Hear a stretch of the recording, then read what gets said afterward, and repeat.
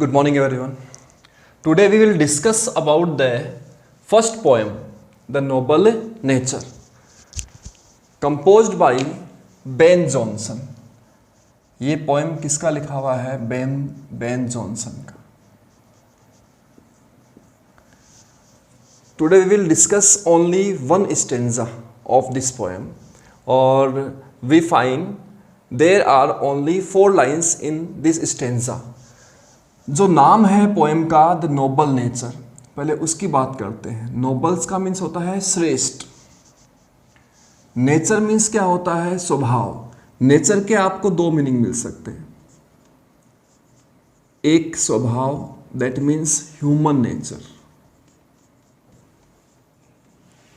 Human nature. एक nature जो हमारे सराउंडिंग में होती है, दैट मीन्स प्रकृति.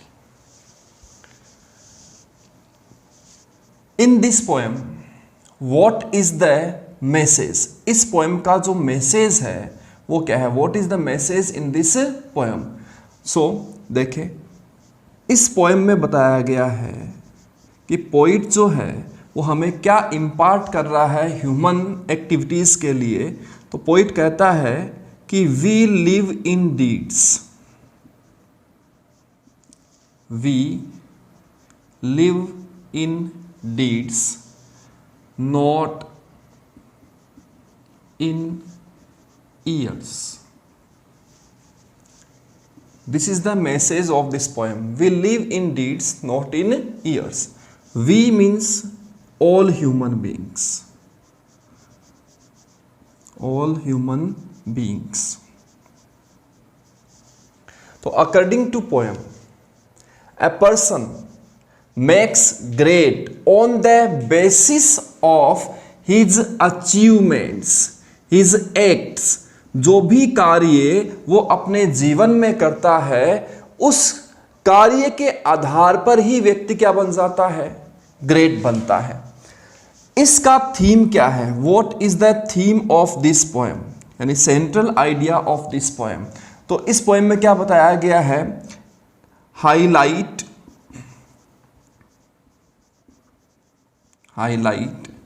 the importance of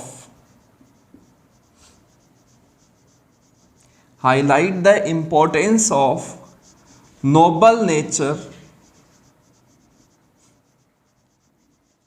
and noble deeds.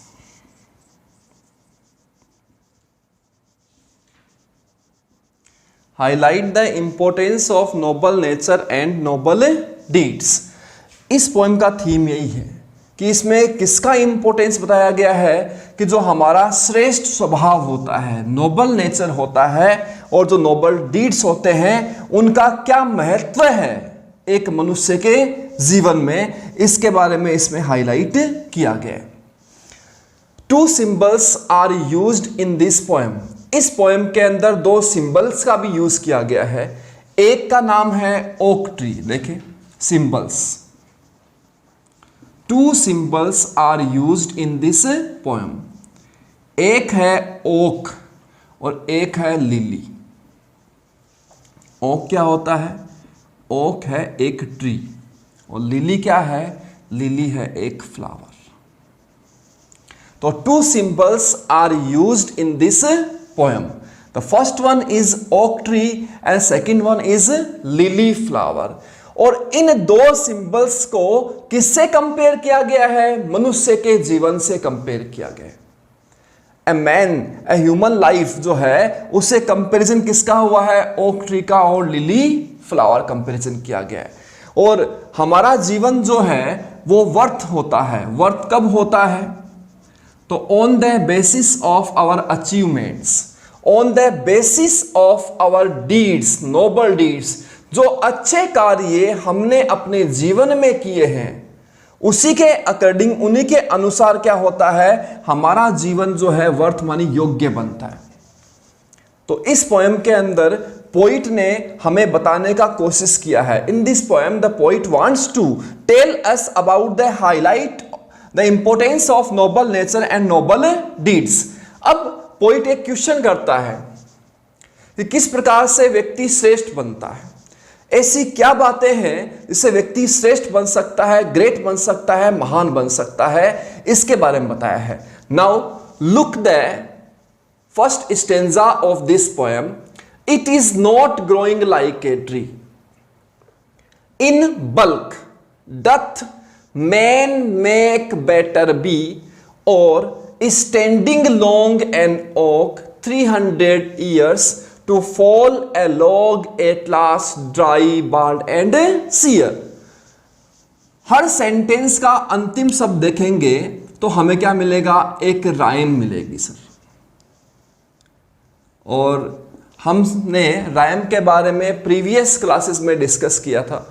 Tree, B, years, shear, यहां एक राइम चल रही है। अब क्या बताया गया है, देखो इसमें it is not growing like a tree. अब इसके जो वर्ड हैं, पहले हम वर्ड्स को देखते हैं। देखो बल्क का मीन्स होता है large quantity, in large quantity, बहुत अधिक संख्या में जो होता है वो क्या कहलाता है, बल्क कहलाता है। Doth, this is doth.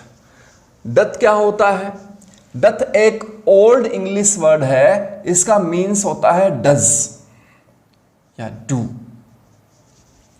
Man make better be, better का मीन्स यहां पर अच्छे से ले सकते हो, ग्रेट से ले सकते हो, श्रेष्ठ से ले सकते हो, नोबल से ले सकते हो। और standing long an oak, oak का means oak tree, 300 years life span है। टू फॉल, फॉल का मीन्स गिरना। ए लॉग, लॉग होता है a piece of wood, a piece of wood. At last मानी फाइनली, अल्टीमेटली। ड्राई, ड्राई मानी सूखा हुआ। बाल्ड, बाल्ड का मतलब क्या होता है, विदर्ड या लिफलेस कर दें आप इसे, लिफलेस। सीयर, सीयर का मतलब कर दो विदर्ड। देखें बाल्ड का वैसे मतलब क्या होता है, बाल्ड मीन्स होता है गंजा, जिसके सर पर क्या नहीं होते हैं, बाल नहीं होते। उसी प्रकार से पेड़ के पत्ते गिर जाने पर ऐसा लगता है कि वो ट्री क्या हो चुका है, बाल्ड हो चुका है, लीफलेस हो चुका है। अब देखें वापस से, it is not growing like a tree, it is not growing like a tree. क्या बताया यहां पर कि growing like a tree in size does not make man great. मानी एक पेड़ की तरह साइज में बढ़ने से व्यक्ति क्या नहीं बन सकता है, श्रेष्ठ नहीं बन सकता है। It is not growing. अब यहां ग्रोइंग का मीन्स क्या है, अगर व्यक्ति के सेंस में देखें तो आपका जो फिजिकल डेवलपमेंट होता है, फिजिकल डेवलपमेंट, उसे आप क्या कह सकते हैं, ग्रोइंग कह सकते हैं। व्यक्ति की शारीरिक जो वृद्धि है हम उसकी बात कर रहे हैं। फिजिकल डेवलपमेंट को क्या नाम दिया गया है, यहां पर ग्रोइंग का नाम दिया गया है। तो growing like a tree does not make a man great. एक वृक्ष की तरह, एक पेड़ की तरह साइज में बड़े होने से व्यक्ति क्या नहीं बनता है, श्रेष्ठ नहीं बनता है। इन बल्क, बल्क का मतलब लार्ज क्वांटिटी, साइज का मतलब आ गया। Does man make better be, हमने कहा यहां बेटर का हम सेंस क्या ले सकते हैं, ग्रेट से ले सकते हैं बेटर का सेंस। तो यहां एक इंप्लाइड क्वेश्चन है, question mark is not put here. देखो क्वेश्चन मार्क नहीं लगा हुआ है, फिर भी क्या है यहां पर एक इंप्लाइड क्वेश्चन है। मतलब पोइट हमसे यह जानना चाहता है कि क्या कोई व्यक्ति इस तरह से साइज में बढ़ करके ग्रेट बन सकता है क्या? तो आंसर क्या मिलेगा, ना। A man does not make great growing like in size, growing in size मानी फिजिकल डेवलपमेंट से ग्रो करके व्यक्ति क्या नहीं बन सकता साहब, ग्रेट नहीं बन सकता। और स्टैंडिंग लॉन्ग या फिर लंबे समय तक, लॉन्ग का मतलब यहां लंबे समय से, लॉन्ग लाइफ स्पेन के लिए आया है। Standing long an oak 300 years. ये 300 ईयर्स क्या है सर? इसे आप ब्रैकेट में लिख सकते हैं। ये ओक का क्या है? लाइफ स्पैन है, ओक का लाइफ स्पैन। तो स्टैंडिंग लॉन्ग एन ओक, या एक ओक के पेड़ की तरह लंबे समय तक जीवन जी करके, एक ओक पेड़ की तरह लंबे समय तक जीवन जी करके भी व्यक्ति क्या नहीं बन सकता? ग्रेट या श्रेष्ठ नहीं बन सकता। ना तो वो साइज में बिग बन के, और ना ही वो व्यक्ति क्या कर सकता है, एक ओक के पेड़ की तरह लंबा लाइफ स्पान जी करके भी क्या नहीं बन सकता है? ग्रेट नहीं बन सकता। To fall a log at last, क्योंकि अंत में ये 300 साल जीने वाला या 300 साल सरवाइव करने वाला ओक ट्री भी क्या होता है? फॉल होता है, गिर जाता है, समाप्त हो जाता है, डिस्ट्रॉय हो जाता है। एट लास्ट मानी अंत में, फाइनली। ड्राई कैसा हो जाता है? सूख जाता है। लीफ से लेस हो जाता है और विदर्ड हो जाता है। तो इस स्टेंजा में पोइट हमें क्या समझाने का प्रयास कर रहा है कि व्यक्ति जो है, a man does not make great on the basis of his size, on the basis of his life span। मानी एक व्यक्ति जो है वो अपने लाइफ स्पेन के बेसिस पर, अपने साइज के बेसिस पर क्या नहीं बन सकता है? ग्रेट नहीं बन सकता। तो ग्रेट बनने के लिए फिर क्या चाहिए? एक व्यक्ति जो कम लाइफ स्पेन जिए, जो साइज में हो सकता है थोड़ा छोटा हो, फिजिकल ग्रोथ उसकी अच्छी ना हो, लेकिन उसके जीवन सुंदर हो। सुंदर किस बेसिस पर?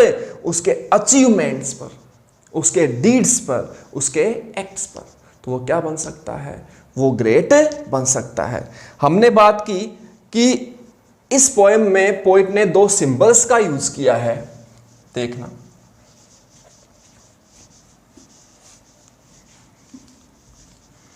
To symbols are used in this poem.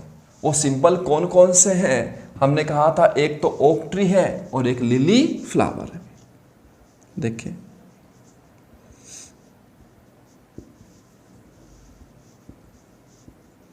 मान लीजिए ये ओक ट्री,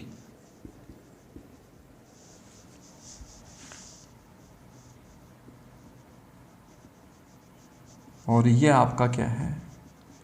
लिली फ्लावर।